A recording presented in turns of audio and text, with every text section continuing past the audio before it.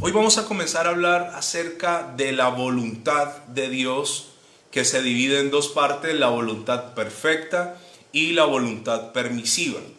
En ese orden de ideas, hay muchas personas que cuestionan y dicen: si Dios es bueno, ¿por qué pasa esto? Entonces, a la luz de la palabra en estos días, vamos a ver si Dios es bueno porque hay gente pobre. Si Dios es bueno porque hay gente que muere cuando esperamos que no muera. Si Dios es bueno porque hay injusticias. Vamos a ver todo ese tema tan complejo, pero tan hermoso, y vamos a entender que hacer la voluntad de Dios determinará tu salvación o determinará que te pierdas. Aquí está la clave. Este es uno de los temas más álgidos, de los más delicados de la palabra del Señor. Acompáñenme por favor a Mateo capítulo 6, versículo 10. Estamos solo en el Padre Nuestro y esta es la parte donde ya vimos qué son los cielos, por qué habla de los cielos, por qué Dios es Padre. Para un judío, ¿qué significa la paternidad? Para un judío no le cuesta trabajo entender la provisión de un padre porque ellos proveen. Ya entendimos qué es ser hijos, que somos adoptados, que no necesitamos hacernos judíos mesiánicos para que Dios nos ame, que somos hijos de la adopción. Ya entendimos que como hijos tenemos privilegios, pero tenemos derechos y tenemos deberes. Ya entendimos que son el reino de los cielos comparado con los reinos humanos, cuáles son las normas de felicidad o estatutos, y hoy vamos a ver la voluntad del Señor. Mateo capítulo 6, versículo 10. Dice la palabra del Señor así: venga tu reino. Y luego dice: hágase tu voluntad, como en el cielo, así también en la tierra. Hágase ¿qué? Tu voluntad. Entonces, cuando el Señor Jesús llamó a sus discípulos, nunca les mintió, nunca les engañó, nunca les ofreció algo que Él no podía darles. En el Padre Nuestro me encuentro con un gran requisito, y es hacer la voluntad de Dios. Si usted está tomando nota, ojalá escriba esta frase: hacer la voluntad de Dios no siempre me va a traer alegría, no siempre. Hacer la voluntad de Dios no siempre me provocará alegría, pero hacer la voluntad de Dios siempre me traerá bendición. Se lo voy a repetir: hacer la voluntad de Dios no siempre me traerá alegría. ¿Por qué razón? Porque hay momentos donde Dios me va a pedir a mí cosas que me cuesta. Es que obedecer no tiene mucho que ver con si me gusta o no me gusta, sino que tiene todo que ver con lo hago a pesar de que no esté de acuerdo, a pesar de que no lo comparta, a pesar de que no me guste. Entonces, Dios te pedirá cosas y me pedirá cosas que nos cuesta. Ahora, escúcheme esto. Yo siempre trato de contarles a ustedes mis experiencias por dos razones. Primero, porque creo que cuando uno ya ha recorrido un camino, uno conoce ese camino, y entonces uno le dice a la gente: no te metas por allí, porque si te metes por allí vas a perder tiempo, te vas a extraviar, seguramente no vas a encontrar una salida. Entonces, no es necesario que usted cometa los errores que yo he cometido, no es necesario que usted lo viva. Recuerde que si usted es inteligente, la persona inteligente es la que observa, aprende sin que le pasen a ella esa situación. Y segundo, ¿por qué cuento mis experiencias? Porque es una manera de glorificar a Dios a través de mis imperfecciones o mis fallos. Y en esto de hacer la voluntad de Dios, yo les quiero contar una experiencia muy personal. Hace muchos años atrás, yo no estaba casado con mi esposa, hace más de 16 años. Este mes de junio ya cumplimos 21 años juntos. Y le cuento que yo tengo un amigo que se volvió pastor. Él era amigo mío del mundo. Compartíamos en el mundo, hacíamos, como dicen las mamás, diabluras, cosas en el mundo. Y él se entregó a Cristo, nos desconectamos. Entonces, una vez con mi esposa estábamos en una ciudad de Colombia, fuera de Cali, fuera del Valle del Cauca, y nos encontramos. Hola, ¿cómo estás? ¿Cómo te va? Y fue un reencuentro muy bonito porque él estaba con su esposa y nos cuenta que es pastor y nos dice a nosotros, bueno, ¿y ustedes qué? No, nosotros también estamos en una iglesia, estamos sirviendo, etcétera, y nos hace una propuesta, nos dice, les voy a proponer esto, ustedes se tienen que casar, se casan y se vienen a vivir a esta ciudad y tú me vas a ayudar a mí a servir acá como pastor de jóvenes. Yo les estoy hablando que esto ocurrió hace unos 17 años, 18 tal vez. Entonces yo me sentí muy confrontado con eso. Y entonces en ese tiempo con mi esposa nosotros teníamos un negocio. Tuvimos un negocio por 14 años y ese negocio lo teníamos en un barrio aquí en Cali y habíamos decorado el local era hermoso, con mucho esfuerzo habíamos comprado las cosas, teníamos un mobiliario hermoso, enseguida teníamos un negocio de compraventa de carros y los de la compraventa nos decían, mire, ese negocio solo el local vende porque lo habíamos pintado, decorado, se veía el amor por toda parte. Y entonces cuando este pastor a mí me dice esto, yo me siento confrontado porque recuerdo que días antes yo le había dicho a Dios, hay una canción que dice, heme aquí, envíame a mí, Señor, yo iré. Por eso es que uno tiene que tener cuidado hasta con lo que uno le canta a Dios. Entonces me acordé y Dios me confrontó allí con eso. Entonces yo tenía que escoger entre dos caminos. La propuesta que me estaba haciendo este pastor o seguir con mi negocio. Pero les voy a contar algo más. Ese negocio que comenzamos con mi esposa nos costó sangre, sudor y lágrimas, como se dice.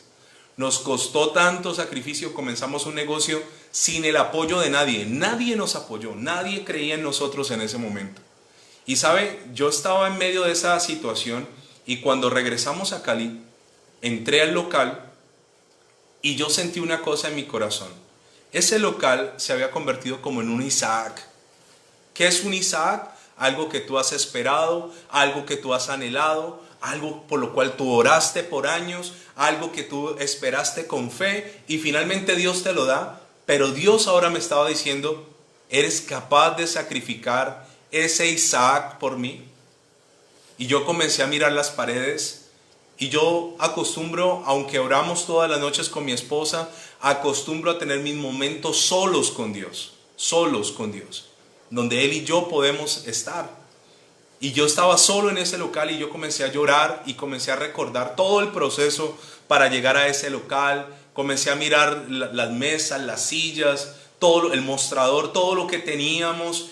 Comencé a hacer una introspectiva de todo lo que nos había costado llegar hasta allí y comencé a darme cuenta que eso era un Isaac, algo que yo amaba mucho, algo que yo había esperado mucho, algo por lo cual había orado, algo por lo cual había llorado también. ¿Y sabe algo? Ese día me arrodillé y le dije al Señor, Señor, si yo tengo que sacrificar este Isaac por servirte, lo voy a hacer. Porque obedecer no siempre traerá alegría. Obedecer no siempre traerá felicidad. Pero obedecer siempre traerá ¿qué? Bendición. Y yo sentí algo en mi corazón. Tal vez usted me va a entender. Yo sentí que algo se partió en ese momento. Yo sentí que me desligué, que hubo una ruptura allí de algo a lo que yo amaba, algo a lo que yo atesoraba en mi corazón. Y yo le dije a Dios, no, Señor, si esta es la oportunidad que tú me estás abriendo para servirte como pastor de tiempo completo, yo estoy dispuesto a ir, aunque tenga que dejar algo que no quiero dejar. De eso es lo que yo te quiero hablar, de hacer su voluntad. Finalmente el pastor, habíamos quedado de orar y yo sentí que Dios allí, justo como cuando Abraham saca el puñal y va a atravesar a su hijo y Dios le dice, no lo hagas, solo quería ver tu corazón, solo quería probar tu obediencia. Yo sentí, en ese momento le dije, me paré y le dije, Señor, si tengo que renunciar, si tengo que morir a esto, si tengo que entregártelo, aunque lo ames, Señor, te lo voy a entregar por servirte. Y sabe una cosa, yo sentí que Dios ahí me dijo, detente. Y fue Dios probando el corazón. ¿Y sabe qué ocurrió? Ese pastor siempre quedó de venir a concretar cosas acá y nunca pudo. Gracias a Dios. Yo soy pastor ya hace casi 8 años. pero seguramente hace 18 años atrás hubiera cometido muchos más errores de los que he cometido ahora. Me faltaba formación, me faltaba proceso, me faltaba fuego, me faltaban cosas que no tenía en ese momento. Sí, tenía ganas de servirle a Dios, tenía un entusiasmo como el que tengo ahora, tenía muchas ganas de provocar cosas espirituales en mi vida, pero me faltaba todavía camino por recorrer. Pero en ese momento Dios probó ¿qué? Mi obediencia. Y te quiero decir que Dios te probará y te pedirá cosas para probar tu corazón, para mirar lo que hay en tu corazón y para probar qué tan obediente eres. Te voy a decir algo más. Mateo capítulo 22 dice lo siguiente. Mateo 22, 14, acompáñame. Dice la palabra del Señor. Mateo 22, 14. Porque muchos son los llamados y pocos los escogidos. Ahora voy a decirte una frase aquí. Y esto con el pasar de los días se va a poner más escandaloso y se va a poner más intenso y se va a poner más fuerte. Escúchame esta frase. Tú vas a llegar no hasta donde Dios haya planeado que llegues. Tú vas a llegar hasta donde tu nivel de obediencia te deje llegar. Escúchame. Los planes de Dios contigo son extraordinarios. Dios quiere llevarte a situaciones, a lugares, a momentos inigualables. Pero eso no depende de Él. Depende única y exclusivamente ¿de quién? De ti. Tu obediencia a hacer la voluntad de Dios determinará hasta dónde vas a avanzar, hasta dónde vas a llegar, hasta dónde vas a crecer, hasta dónde vas a conquistar. Voy a contarles una experiencia reciente.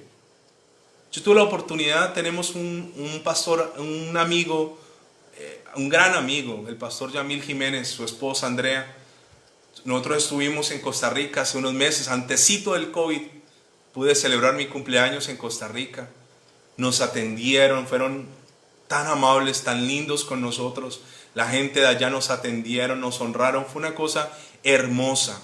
Estuvimos una semana. Y yo tenía el privilegio de predicar en la iglesia del pastor Yamil. Un hombre con una trayectoria, una iglesia de 40 años. ¿Usted se imagina? 40 años. Un hombre con una sabiduría extraordinaria, etc. Y sabe una cosa, cuando el pastor mismo me ofrece y me dice a mí de predicar allí, yo sentí un miedo. Tuve miedo, sobre todo porque en esa congregación casi no predica nadie extraño. Y entonces antes de subirme a predicar, mi esposa me dice, usted es muy varón, me dice, yo tendría mucho miedo. Yo le dije, no, yo tengo mucho miedo, mucho miedo, pero con todo y miedo lo voy a hacer. Cuando me subí a predicar y estaba en la tarima predicando ante un grupo de personas que no me esperaban, que yo era, wow, llegó la sorpresa, yo recordé en segundos una imagen. Recordé la primera vez que le prediqué a dos señoras en una célula o en un grupo bíblico hace muchos años. Y me acordé cómo iba y yo les predicaba.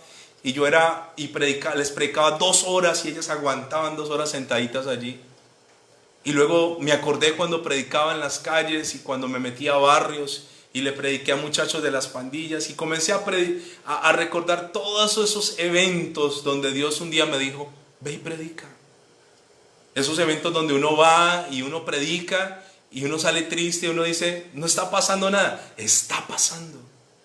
Y cuando yo me paré allí a predicar, en una iglesia bastante numerosa, recordé que yo estaba allí, primero para la gloria del Señor, pero segundo, por un recorrido de obediencia. Cuando tú obedeces, pasas del punto A al punto B, y si sigues obedeciendo, pasarás al C, y así sucesivamente. Pero hay gente que no ha avanzado, no ha crecido, no ha llegado hasta donde Dios quisiera llevarlos, no por Dios, sino por ellos mismos. Voy a decirte algo más acerca de esto. Esto es solo la introducción de lo que vamos a hablar. ¿Sabe? Mateo capítulo 7, versículo 13, me dice, entrad por la puerta estrecha, Porque ancha es la puerta y espacioso el camino que lleva a la perdición, y muchos son los que entran por ella. ¿Qué dice la Biblia? Que hay una puerta estrecha y una ancha. Y dice que la ancha es la que lleva ¿a dónde? A la perdición. Y dice que su camino es espacioso, es un camino amplio. Y luego dice, y muchos son los que entran por ella. ¿Qué significa esto? Que mucha gente se va a perder. Escúcheme, de la humanidad serán más los que se van a perder que los que se van a salvar. Las matemáticas de Dios no funcionan como las matemáticas de los hombres. No es que el reino de los cielos esté perdiendo. No, no está perdiendo. Porque aquí no suman cuántos ganan más o cuántos condenan más. El reino de los cielos se mueve de una forma diferente. Pero estadísticamente la Biblia dice, muchos son los que entran y muchos serán los que se pierden. Luego dice, porque estrecha es la puerta y angosto el camino que lleva a la vida. ¿Cómo es la puerta? Estrecha. Es una puerta que te tienes que agachar, que te tienes que doblar, que tienes que pasar arrastrándote. Pero no solo la puerta es estrecha, sino que el camino es ¿qué? Angosto. Pero dice que esa puerta y ese camino te llevarán a la vida. Y dice, y pocos son los que la hallan. Ahora la Biblia dice, muchos son los llamados. ¿A quiénes llama Dios? A todos. Pero ¿por qué algunos entran y otros no? Sencillo, porque unos hacen la voluntad de Dios y otros hacen su propia voluntad. Hay dos puertas, una ancha, una estrecha. Hay dos caminos, uno espacioso y uno estrecho. Hay dos destinos, la vida eterna o la perdición. Hay dos grupos, un grupo grande y un grupo pequeño. ¿A qué grupo perteneces? ¿A qué grupo quieres estar? Te quiero decir que tu obediencia a la voluntad de Dios es la que te llevará por el camino estrecho. Algo más que te voy a decir. Para poder hacer la voluntad de Dios, yo tengo que anular mi propia voluntad.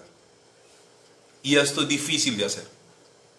Anular la voluntad propia por obedecer a Dios cuando tengo que hacerlo cuesta, y eso lo vamos a ver acá. Escúchame esto. ¿Qué es libre albedrío? Si usted está tomando nota, es la potestad del ser humano que tiene para obrar según él considere. ¿Qué es libre albedrío? Es tu potestad, tu poder de obrar como quieras. Escúchame, como quieras. Yo hice una reunión de jóvenes que a mí me gustó mucho. La Biblia dice, todo se me es permitido, mas no todo me conviene. Todo se me es lícito, mas no todo me conviene. Y recuerdo que en esa reunión de jóvenes yo fui a la tienda de enfrente de la iglesia y compré una cerveza, compré una caja de cigarros, compré varias cervezas y las puse allí. Y entonces en la medida en que yo iba predicándoles a ellos, yo destapé una gaseosa, serví la gaseosa, tomé gaseosa. Después destapé una soda también, tomé soda, y ellos estaban pendientes porque íbamos llegando a la cerveza. Cuando destapé la cerveza y la serví, todo el mundo se quedó pendiente de eso. Tomé la cerveza, tomé un cigarrillo y les dije, ¿ustedes creen que yo no puedo hacer esto? Una cosa es que yo no pueda y otra cosa es que yo no deba. Yo puedo tomar. De poder puedo. Pero no debo. No sé si me hago entender en el concepto. No es que no, como tal, mi organismo no pueda recibir licor. Lo puede recibir. Obviamente le va a hacer daño. Pero no es cuestión de que no pueda, sino que entiendo que no debo por muchas razones. Entonces nos encontramos con cristianos, seguramente entre nosotros deben haber cristianos así, que hacen es su voluntad, y está bien. Entonces Dios los deja. Dios te pide que hagas algo, Dios te lo dice, Dios te lo muestra, pero recuerda que en el libre albedrío es tu libre escogencia. Ahora, libre albedrío significa que las personas tienen por naturaleza, dado por Dios, tomar sus propias decisiones. Y no están sujetos a presiones, ni intimidaciones, o una predestinación, o una predeterminación divina. Mire, vamos a ver en estos temas qué es la predestinación. ¿Qué es la predestinación? Vamos a ver en estos temas qué es el determinismo absoluto. Vamos a ver la responsabilidad que tenemos cada día en tomar decisiones. Usted hoy decidió conectarse. Usted está conectado por su libre albedrío. Nadie te obligó a conectarte, nadie te obligó hoy a estar escuchando esta palabra, nadie te tiene presionado. ¿Y sabe qué es lo más maravilloso? Que ni Dios ni el diablo te pueden obligar. Tú eres el que decides. Entonces, ¿hasta dónde llegarás? Hasta donde tú seas, ¿qué? Obediente a la voluntad perfecta del Señor. Voy a decirte algo más. Dios no irrumpe mi libre albedrío.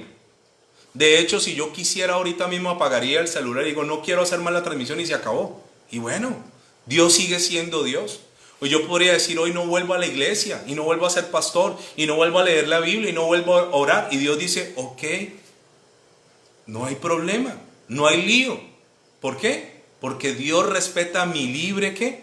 Albedrío. No existe esta palabra en la Biblia, pero se refiere a la capacidad dada por Dios para voluntariamente elegir. No es que Dios me presione a que yo lo tengo que hacer. No es que a mí me toca. A veces yo escucho gente diciendo, es que yo soy cristiano porque me toca.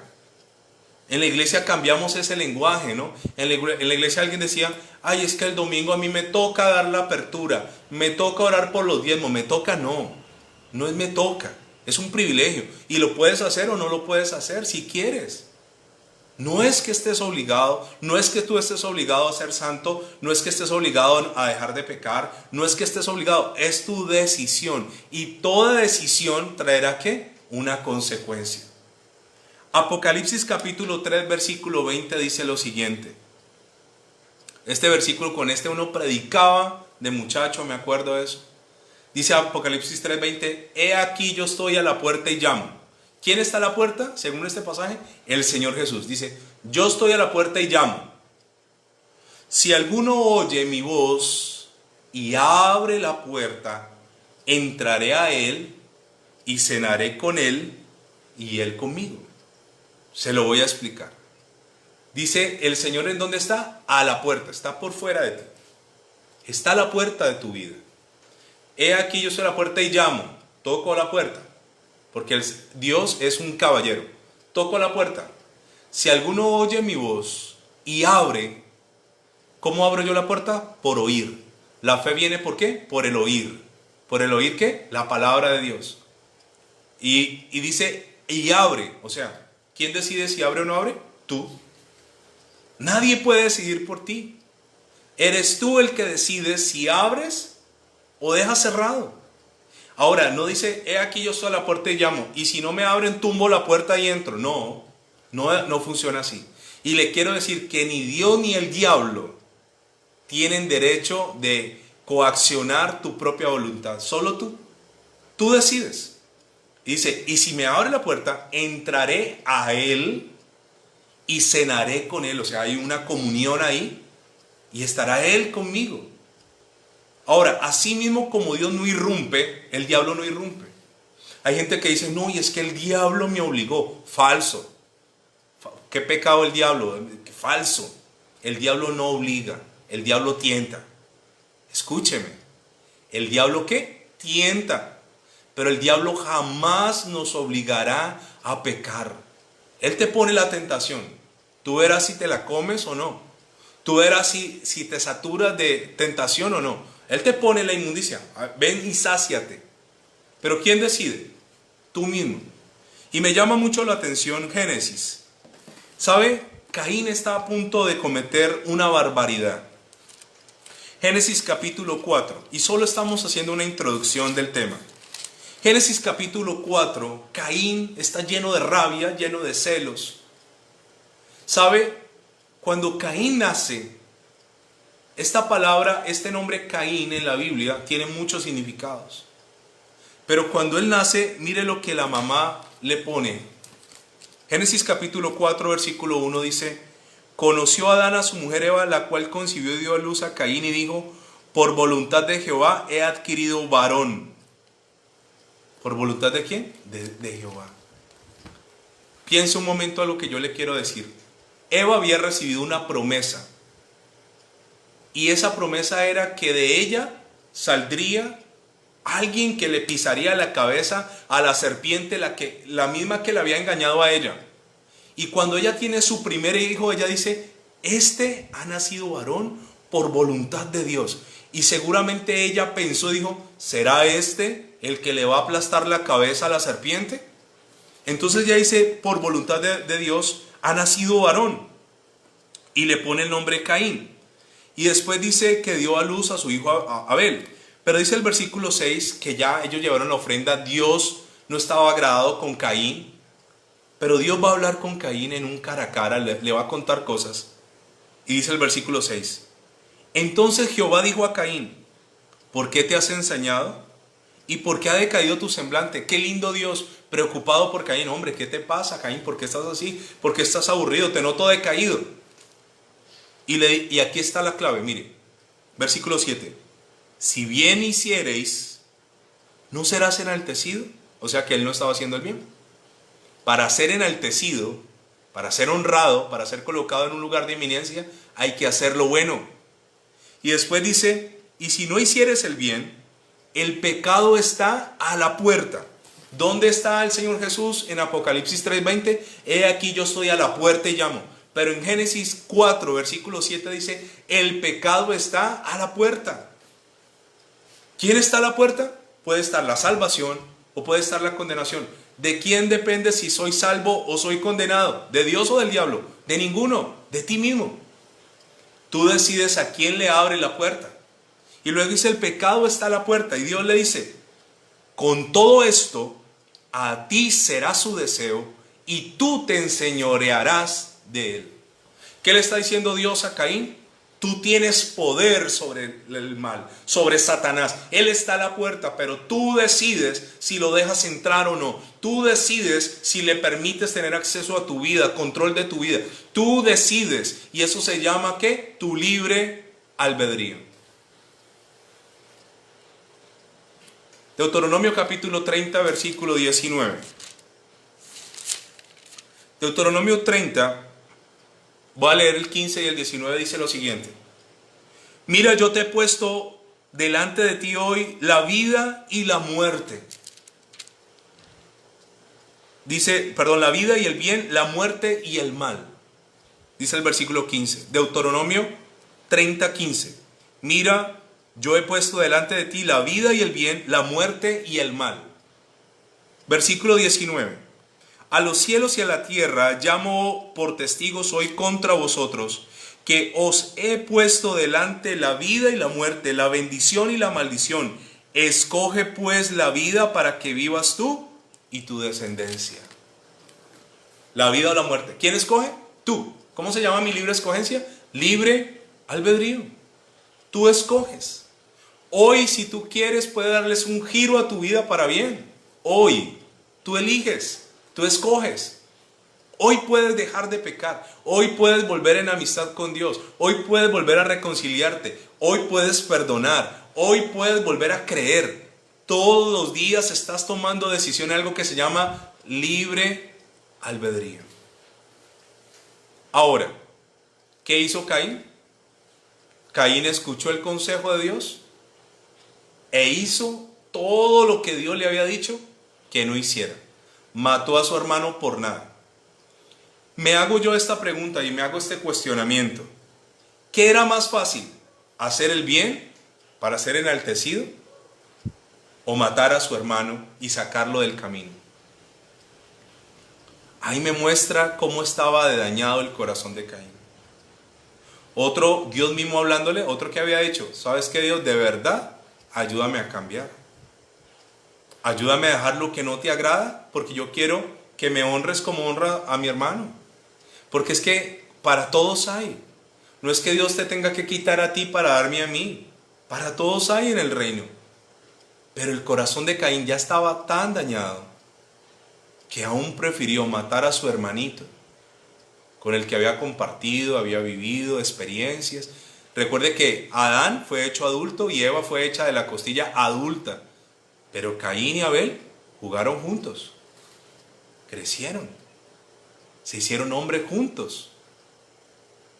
Pero para Caín fue más fácil matar a su hermano, sacarlo del camino, que hacer la voluntad de Dios.